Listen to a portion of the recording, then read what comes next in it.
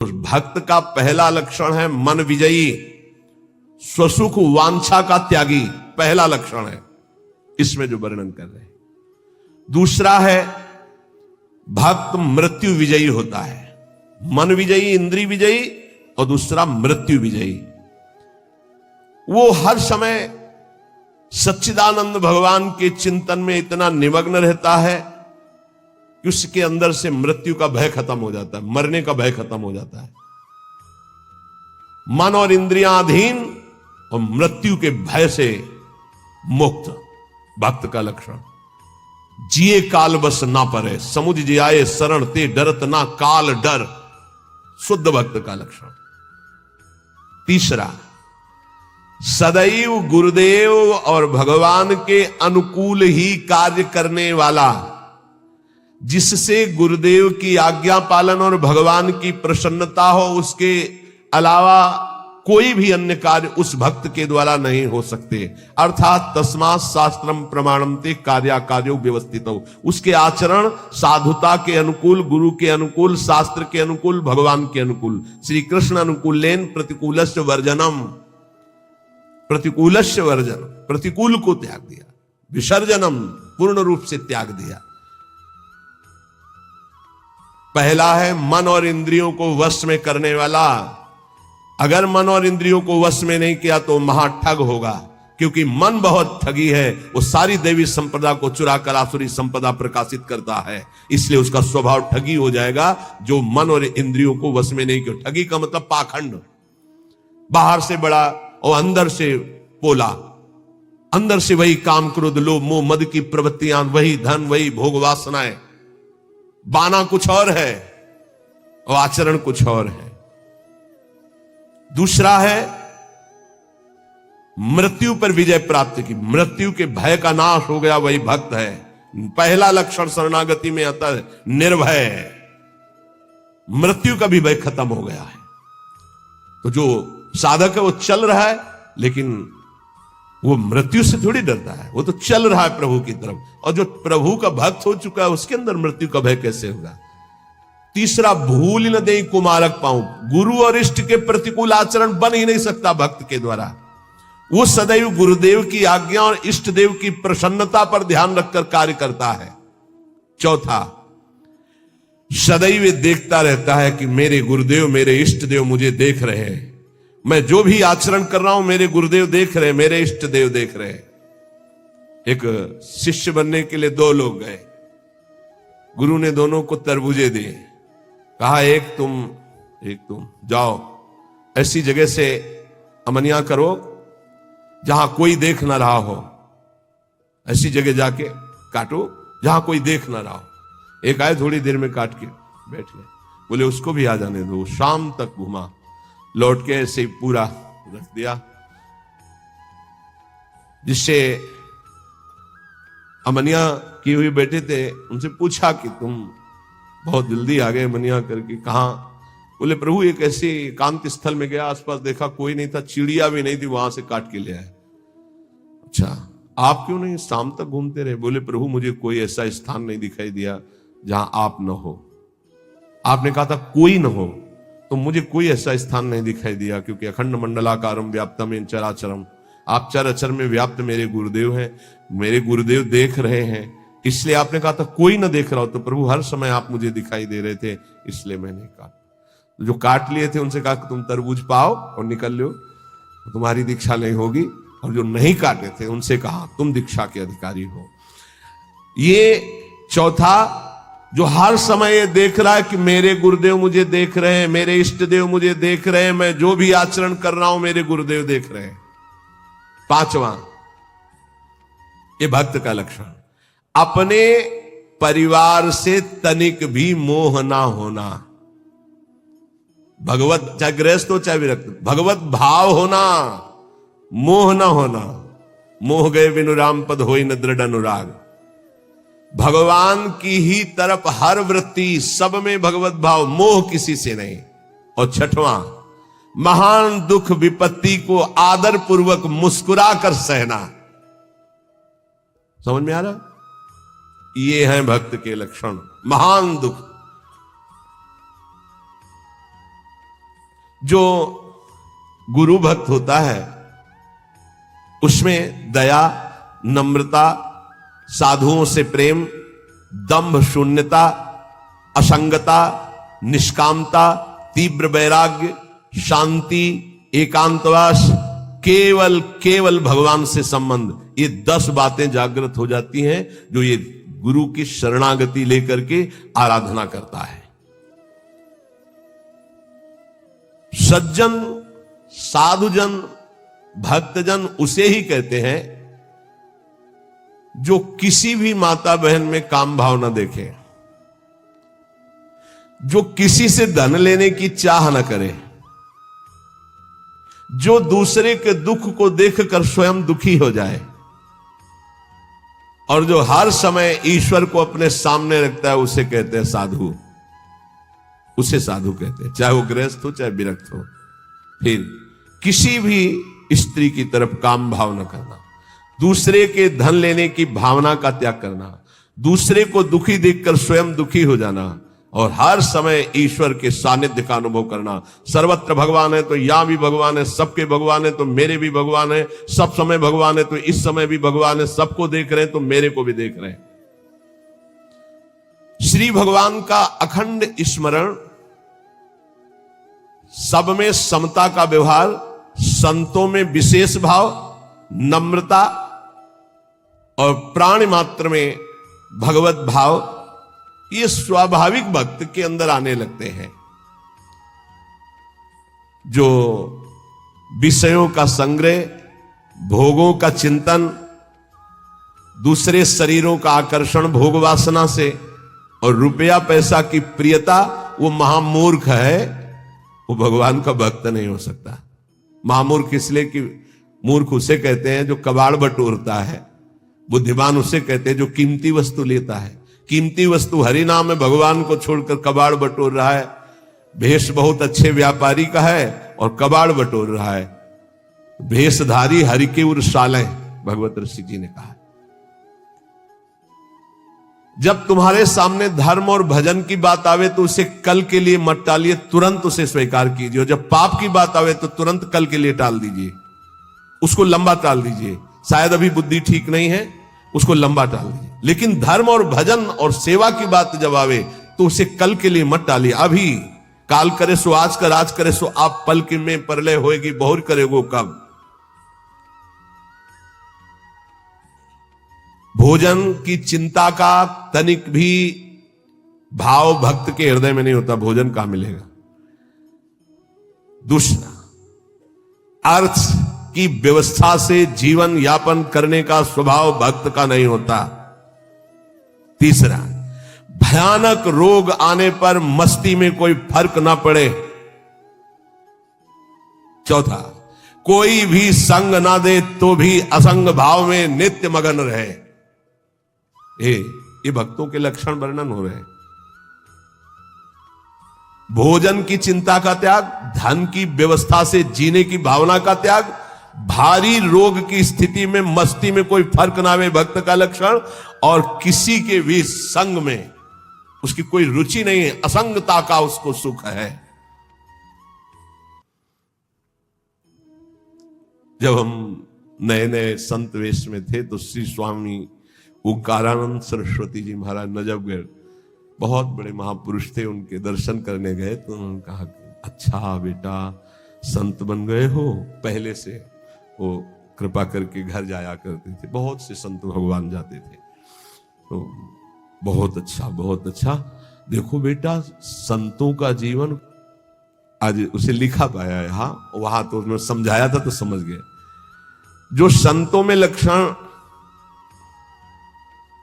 तो वो श्वान के 10 लक्षण महान संतों में पाए जाते हैं, ये लिखी है इसमें बात।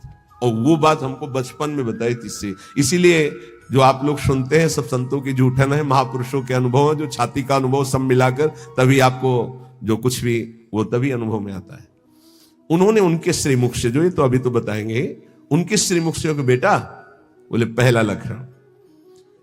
एक बार मैं भिक्षा मांगने गया तो जिसके दरवाजे पे गया तो उसने कहा रुको, रुक गए। क्यों रुके? चल भाग यहां से। मैं चल दिया। स्वामी जी रुको रुको रुको, आ जाओ। फिर गए। बोले 7 बार बेटा उसने दबकाया, 7 बार भगाया, 7 बार में वापस गया, 8वीं बार उसने भिक्षा दी। ठीक बोले, कुत्ते का ऐसा ही स्वभाव होता है। ऐसे करके रोटी डालो, डंडा मारो, फिर कुछ करो, फिर आ जाएगा। उसको माना अपमान का किंचन मात्र ध्यान नहीं रहता। ऐसे ही महान संतों का स्वभाव होता है। एक स्वभाव कि आप ऐसे करो, फिर तो एक बार देखेगा, फिर लौट के आएगा, फिर आप डंडा हुआ, फिर दबका दो, फिर वो जय बार करोगे तय बार वापस। उसे माना अपमान का बोध नहीं होता। श्वान के ये 10 लक्षण महान संतों में पाए जाते हैं। वो अपनी भूख मिटाने के लिए माना अपमान का ध्यान नहीं करता भिक्षान्न के द्वारा। इसमें केवल इतना संकेत विस्तृत से उन्होंने बताया। दूसरा, बोले बेटा जब बंदर सर्प को पकड़ लेता है, बोले तुमने देखा नहीं होगा, मैंने देखा, ऐसे वो फण पकड़ता है, पेड़ में ऐसे रगड़ता है, फिर कान में लगाता है, अगर वो सूंघ हुआ जरा सा फिर रगड़ता है उसको। बोले उसके मरने पर भी 100 बार रगड़ता है उसको। बोले मैंने देखा। बोले दूसरा लक्षण संत का है कि वो अपने मन को ऐसे रगड़े जैसे बंदर सांप को रगड़ के मारता, मारने के बाद भी 100 बार रगड़ता है। मरे हुए मन में ही भगवदानंद की उत्पत्ति होती है। पुराने संतों के जो वचन है वो बहुत गूढ़ होते हैं, उनका अर्थ पूरे जीवन भर निकलता रहता है। मन को जिसने मार लिया वही महात्मा, मन को जिसने चेला बना लिया वही जगत गुरु, मन को जिसने परमात्मा स्वरूप कर लिया वही जीवन मुक्त महापुरुष हो गया। सारा खेल इस मन के ऊपर है। तो कह रहे पहला कि भूख मिटाने के लिए माना अपमान का बोध न रखना, जो भी बताया। दूसरा, जैसे श्वान का कोई पर्सनल घर नहीं होता है, पर्सनल घर दरवाजे पे भी पड़ा रहता है। अच्छा, जहां मिला वहां पा लिया, दरवाजे पे पड़ा है। बोले जो भगवदा अनुरागी विरक्त होते हैं उनका निज ग्रह नहीं होता, वो भगवत ग्रह में वास करते हैं। भगवान जहां वास दे दिए, या भगवान के मंदिर या भगवान के धामों में, या फिर घर के अंदर नहीं वास करेंगे। ध्यान रखना, हमने देखा है कि बहुत से बड़े बड़े महात्मा जन आए, कभी घर में वास करने की बात नहीं, बाहर खपरेला था उसके नीचे, या स्कूल सामने था वहां, या किसी देवालय में, कभी घर में शयन करने की नहीं। वही जो हमारे महात्माओं की रहनी, उसी को भूला जाता है, इसलिए धोखा खा जाया जाता है। विरक्त होकर गृहस्थों की सैया पर शयन करोगे, अपने आप को संभाल पाओगे, सवाल ही नहीं उठता है। दूसरा बताया कि जैसे श्वान जमीन में शयन करता है, भूमि शयन वलकल वसन, ऐसे महापुरुषों का होता है। जैसे भगवान रखे वैसे जीवन यापन करते हैं, अपनापन कहीं नहीं है प्रभु के सिवा। तीसरा, भक्तों की निद्रा कैसी होती है? श्वान निद्रा तथैव च, बिल्कुल तस्मात् शास्त्रम प्रमाणम, श्वान निद्रा एकदम सावधान। ऐसी निद्रा, सदा सजग निद्रा में वो रहता है भक्त, सावधानी से। उसका ऐसा सोना नहीं होता कि कुछ कुंभकर्ण के अंश वाली नींद वाले होते हैं। कुंभकर्ण कैसी जगह है जानते? उसके पेट में बड़े बड़े भाले ऐसे सब, हाथी की चिगाड़ कान में।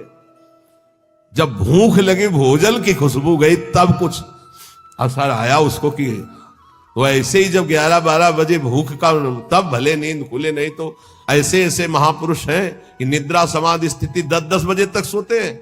हमें लगता है कि अगर परसेंट जोड़ा जाए तो 80% ऐसे सोते हैं। 20% होंगे पूरे देश में जो जगते होंगे 4 बजे 3 बजे और अपनी साधना भजन में, नहीं तो प्राय ऐसे 2 बजे तक मस्ती की और फिर सो गए, 11 बजे तक सो रहे, और भगवान सूर्य उनकी आयु, श्री, कीर्ति, यश सबका अपहरण कर रहे हैं, उनको पता नहीं।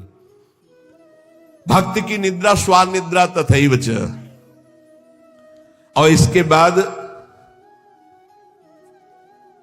कब वो दरवाजे से चला गया पता नहीं चला। इसे सच्चे संतों को देखा है अपने वहां की रात्रि में, कब वो बिस्तर लेकर के निकल गए पता नहीं चला। प्रायः सुबह जब उनको ओम नमो नारायण करने के लिए गए तो तख्ते खाली मिला है।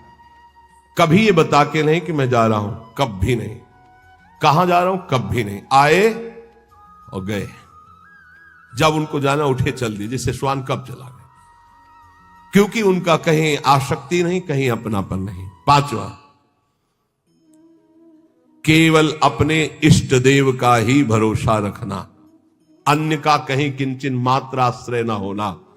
जैसे श्वान भगवदीय भिक्षा से जीवित रहता है, भगवदीश, अब किसी को मन में है डाल दिया, खा ले, नहीं मिला तो पूरा दिन भूखा रह सकता है, रहते।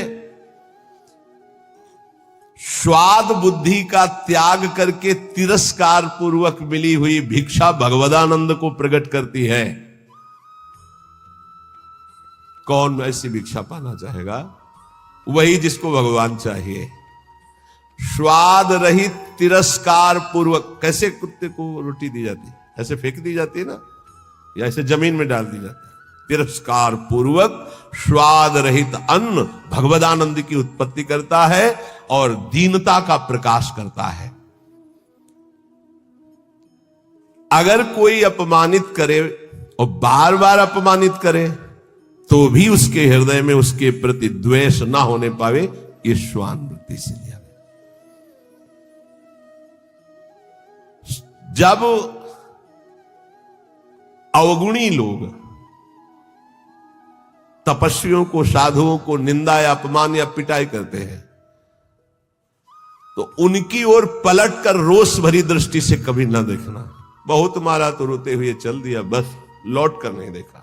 जैसे ये लक्षण संतों में पाए, और ये हमने स्पष्ट देखा। आपको ये तो लक्षण आज बता रहे हैं, तो कई बार बताया कि रास में हरगोविंद स्वामी के पांडाल में, यही भोगला के आगे बना हुआ है, संयोगवशात हम भी पीछे खड़े दर्शन कर, तो दिगंबर भगवदाकार स्वरूप रास ऐसे देख रहे थे, बड़ा ही हष्ट पुष्ट एकदम, और त्वचा एकदम, वो तपस्वी अलग ही दिखाई दे। पता नहीं क्या भगवान की लीला। एक पीछे से बूट पहने हैं, मारा एक लात ऐसे, वो आगे बस रास बिहारी को नेत्रों से ऐसे किया, मुड़ गए। 5-7 बार उसने दौड़ दौड़ के लात मारी, महाराज पीछे मुड़ के नहीं देखा। वो बलिहार है, किस कोट, अब कौन जाने कि किस कोट के अवधूत महापुरुष है, क्या अपना सर्वनाश कर डाला उसने। वो लौट करके नहीं देखे कि कौन मार रहा है, क्यों मार रहा है। और एक और खास वृत्ति श्वान में,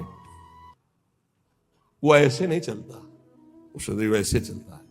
बोले जो भक्त होता है उसकी ग्रीवा झुकी होगी और नेत्र केवल उतना ही दर्शन करेंगे जितने में पैर पड़ना है। ऐसे नहीं चलता, ऐसे चलता है। ये सारे लक्षण उसमें आ जाते हैं। आदि श्री गुरुदेव शरण दृढ़ करि विश्वास संभारे, तापीछे प्रतीति नाम श्री धाम मनोहर धारे। सबसे पहले जो गुरुदेव की शरण होकर उनकी आज्ञा पर चल पड़ा, और विश्वास जो गुरुदेव ने नाम दिया, मंत्र दिया उस पर, तो गदगद बानी पुलक तन नैन नीर मन पीर, नाम रटत ऐसी दशा होत मिलत यदुबीर। जब गुरुदेव की कृपा से, जो गुरुदेव प्रदत्त नाम में बड़ी महिमा है, जो ही नाम जब गुरुदेव के अनुसार होता है, मनमानी नहीं, मनमानी आचरण नहीं, तो बोले गदगद कंठ हो जाता है, आवाज नहीं निकलती सही ढंग से, नेत्रों से अश्रु बहने लगते हैं। जब नाम रटते हुए ऐसी दशा हो तो जान लो प्रभु के मिलने का समय आ गया है। नवधा दशधा परा रस रूपा भक्ति विचित्र, विविध भाव अनुराग सुख नामाधीन सुमित्र। गुरु जी ने जो नाम मंत्र दिया उसी से नवधा भक्ति पूर्ण हो जाएगी, दशधा प्रेम प्रकट हो जाएगी, परा सर्वत्र भगवत तत्व का बोध हो जाएगा, और रस रूपा प्रियालाल की लीला में प्रवेश हो जाएगा। उसी से सब हो जाएगा। तुम पकड़ो गुरु जी के प्रदत्त जो नाम है, मंत्र है। विविध भाव अनुराग सुख नामाधीन सुमित्र। ऐ सुंदर मित्र मेरी सलाह मान ले, गुरुदेव प्रदत्त नाम से नवधा दशधा परा रस रूपा भक्ति विचित्र और विविध भाव अनुराग सुख नामाधीन सुमित्र। जो गुरु प्रदत्त नाम है वो नवधा भक्ति पूर्ण कर देगा, वो तुम्हारे हृदय में दशधा प्रेम प्रकट कर देगा, परा तत्वबोध प्रकट कर देगा, रस रूपा लीला प्रवेश करा देगा, विविध भावों के द्वारा आराध्य देव की सेवा, ये सब नाम से प्राप्त हो जाता है। जौलो रग रग से नहीं सुधन नाम निज सार, निकषत परम प्रकाश में मधुर मोहब्बत यार। ए मित्र, जब तक तुम्हारे रोम रोम में नाम की धड़कन नहीं समा जाएगी, तब तक ये मोहब्बत नहीं होगी प्रभु से, प्यार नहीं होगा प्रभु से। इसलिए रटिलो मन मन लीन सहित श्री नाम ही तोलो। सब कलम से एक भक्त ने प्रश्न किया कि दिन दूना रात चौगुना भक्ति बढ़े, ऐसा साधन बताइए। एक ही ऐसा साधन है, मन मन से, बस नाम मन मन से। अगर दिन दूना रात चौगुना भक्ति न बढ़े तो आप हमसे बताइएगा। ये सब बाहरी सेवाओं का, बाहरी कार्यों का फल है कि आपका अंदर का चिंतन तैल धारावत इष्ट देव में हो जाए। एक पूरे जीवन के लक्ष्य की बात कह रहा हूं। हमारी गुरुदेव भगवान के प्रदत्त यही बचपन से निष्ठा बन गई थी कि एक भी श्वास खाली नहीं जानी चाहिए। बस ये अहोभाग्य कि हमें गुरुदेव भगवान ने बचपन में ही ये सूत्र डाल दिया था, एक भी श्वास सुमिरन के बिना जाए तो धिक्कार तुम्हारे जीवन को। तो ना माला में, ना गणना में, इस पे हमारी कभी रुचि नहीं रही। गायत्री जी के सिवा गायत्री अनुष्ठान के लिए जो नियम दिया गया था उसमें गणना थी कि उसका पुरस्चरण पूरा करने के लिए इतने माला, इतने घंटे, वो छोड़कर इसके अलावा कभी गणना में नहीं बुद्धि रही, श्वास पे बुद्धि रही। बोले जब मन और मन, मन और मन, दो मन है, एक है जो असत मार्ग में जाता है और एक है जो सत मार्ग में। वही मन जलता है कि मैंने ऐसा क्यों किया, और वही मन करवाता है। तो मन मन दोनों, हमारा जो असत मार्ग का मन, सत मार्ग का मन है, जब दोनों एक होकर केवल मन नामाकार हो जाए, दो मन से सौदा होता है। कर लूं क्या यार, ये करना सही रहेगा कि नहीं रहेगा, नहीं सही रहेगा, नहीं यार कर लेते हैं। ऐसे प्रत्येक कर्म जो होते हैं संकल्प विकल्प करके, संकल्प विकल्प खत्म, एक निश्चय पक्का बुद्धि का कि नाम ही सर्वोपरि है। अब वो मन मन में निरंतर नाम रट रहा है। तो बोले फिर जो आनंद प्रकट होता है, वो आनंद एक बार प्रकट होता है, फिर कभी नष्ट नहीं होता, वो बढ़ता रहता है। वो बड़े बड़भागी जन है जो इस नाम में अपनी रुचि कर पाते हैं। पर जो अशुद्ध भोजन पाते हैं, चोरी करते हैं, मस्खरी करते हैं और पर नारी पर शरीर स्पर्श करते हैं काम भोग के लिए, और वो चाहते हैं कि हम भजन कर ले या भक्त रूप रख के निर्वाह कर ले, तो बोले वो पाखंड है, वो दंभ है, नहीं भजन नहीं। फिर देख लीजिए, जो अच्छा भोजन करना चाहते, जो हंसी मस्खरी मजाक में समय व्यतीत करते हैं, जो पराई नारी पराये तन को काम भाव से स्पर्श करते हैं और चाहते हैं कि मैं दीदार करूं प्रभु का, भजन करूं प्रभु का, भक्त वेश धारण, बोले दम है, वो पाखंड है। इसलिए इन बातों का सुधार हमारे जीवन में रहे। जवान का चटोरापन छोड़ दिया जाए। बहुत ही खा लिया यार, कितना खाओगे, आज ये कल वो कल वो। तुम्हारी इच्छा नहीं होनी चाहिए, इच्छा रहित भोजन करो। देखो ये बात बैठा लीजिए, बहुत जरूरी है। इच्छा रहित, इच्छा क्या है तुमसे खुद पूछा जाए तो तुम्हारे हृदय में ढूंढने पर इच्छा ना निकले आज क्या बनना चाहिए, तो आपके हृदय में ही नहीं आना चाहिए कि क्या बनना चाहिए, ये नहीं होना चाहिए। तो ये चटुरापन गया, मस्खरी हंसी मजाक है। नारायण हरि भजन में पांचों सुहात, विषय भोग, निद्रा, हंसी, जगत प्रीति, बहुबात। कुछ साधकों का स्वभाव होता है चुटकी लेना, मजाक करना, विनोद करना। हमें लगता है सुधार करना चाहिए। उदासीन गंभीर स्वभाव किसी भी शरीर को काम भाव से स्पर्श न करे। देखो अलग अलग होता है, वो अंदर का भाव होता है। बच्चों को, बच्चियों को, या किसी भी शरीर को अगर आपको शुद्ध भजन में चलना है तो एक, फिर हम वहीं आ गए मोबाइल में। कल एक बच्चा बहुत विकल होके रो के सभा में कह रहा था ऐसे, उनका नाम जप करो बच्चा इससे ठीक हो जाए। बोले कुछ नहीं रह गया उपाय, गुस्सा आ रहा है तुम्हारे ऊपर। बताएं तुम्हें क्यों उपाय नहीं रह गया? तुम गंदी बातें देखते हो ना मोबाइल में? बोले जी। गंदी क्रिया करते हो ना? जी। अगर आप, यहां तो शास्त्र में लिखा है स्पर्श मत कीजिए काम भाव से किसी भी शरीर को, चाहे पुरुष पुरुष शरीर हो, चाहे स्त्री शरीर, चाहे बच्चा, किसी को भी। वैसे तो ऐसे क्यों स्पर्श करो किसी को, और अगर कभी तो किसी को उठाने के लिए, गिराने के लिए क्यों स्पर्श करो काम भाव से। अगर आप मोबाइल रखते हो तो भैया बचना, बहुत खतरनाक है और बहुत अच्छा है, दोनों बात। अच्छा है कि सत्संग सुन के आप सुधार कर सकते हो, बुरा इतना है कि सबसे ज्यादा खतरनाक ये है नवीन नवीन अवस्था में जिस प्रपंच से बचने के लिए हम एकांत सेवन करते हैं, उसी एकांत में सिटकिनी बंद करके ये मोबाइल से जो आजकल देखने का गलत, ये बहुत बड़ा संस्कारहीनता पैदा करता है। ए भाई, अगर आपको कोई ज्यादा आवश्यक हो तो इतना बड़ा मोबाइल नहीं आता हो 2000 वाला, वो रखो, उसमें वो शीशा नहीं होता वो देखने वाला, जिसमें वो आप चित्र वित्र देख सके। हमें लगता है साधुकों के लिए बढ़िया है, और सुनने के लिए वो ऐसे इतने इतने आते हैं गोले गोले से, उनमें ऐसे चिप लगा दो, अपना बोलते रहेंगे सत्संग। 350 घंटे का सत्संग कितना सुनोगे? 1 घंटे के सत्संग में भगवत प्राप्ति हो जाएगी अगर आचरण में उतार ले तो। उसको रखना जरूरी है, इतने इतने बड़े। अब बच्चे ज्यादा पसंद करते हैं उसको, नौजवान ज्यादा पसंद करते हैं। क्यों? थोड़ा उसमें इज्जत भी बनती है ना, वो बड़ा वाला।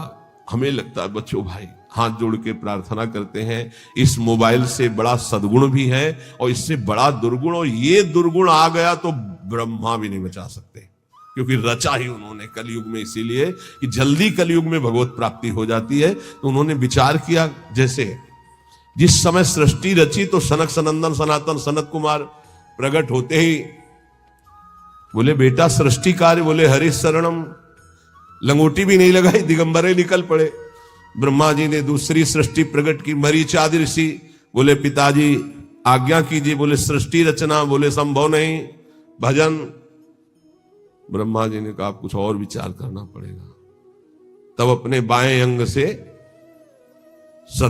रूपा जी और दाहिने अंग से मनु जी, वहीं से परस्पर आकर्षण स्त्री पुरुष का। फिर जो तो ये रचना ऐसी रची है शरीरों की कि भजन में रुचि ना होकर सृष्टि की तरफ हमारी रुचि जाए। तो प्रार्थना है यदि थोड़ा भी सतमार्ग में चलने की इच्छा हो, तो गृहस्थ हो या विरक्त हो, नौजवान हो या बूढ़े हो, ये जो इसमें लिखी है बात, इसको बचाने के लिए बहुत जरूरी है। इतना शासन अपने ऊपर कर लो, या तो कि मोबाइल से गलत चीज नहीं देखोगे।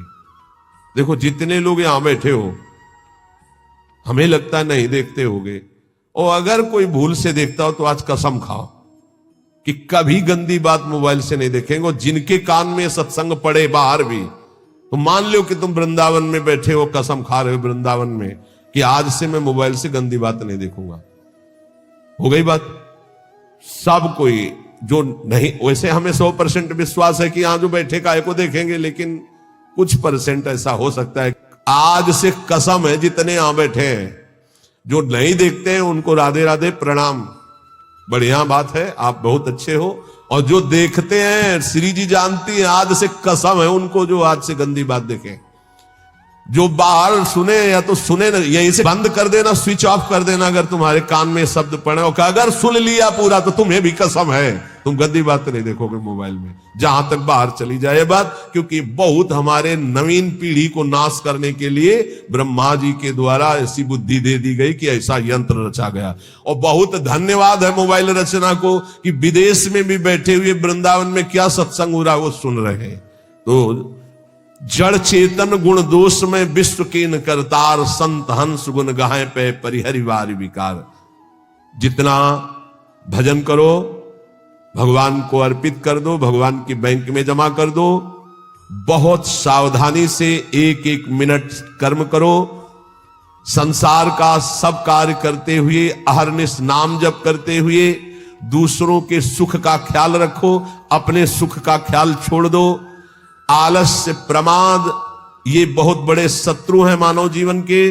किसी काम में आलस्य मत करो। ना करने योग्य कार्य को बहुत लंबा टालो, करने योग्य कार्य को तत्काल करो। जब तक तुम्हारे ऊपर भयानक रोग और दुख नहीं आ जाता, तब तक मृत्यु से बचने का उपाय कर लो, नाम जप। अगर दुख आ चुका है तो फिर शरणागत हो जाओ अंदर से, तो भगवान भजन प्रारंभ करवा देंगे। कभी आमदनी की भावना भजन करने वाले में ना आने पावे। कितना आया अमुक प्रोग्राम के बाद, आमदनी की भावना ना आने पावे। कम बोलो, कम खाओ, कम सो, अधिक नाम जप करो, सत्संग करो, एकांतवास करो और अपने जीवन धन प्रभु का दृढ़ भरोसा रखो कि इसी जन्म में भगवत प्राप्ति हो जाएगी।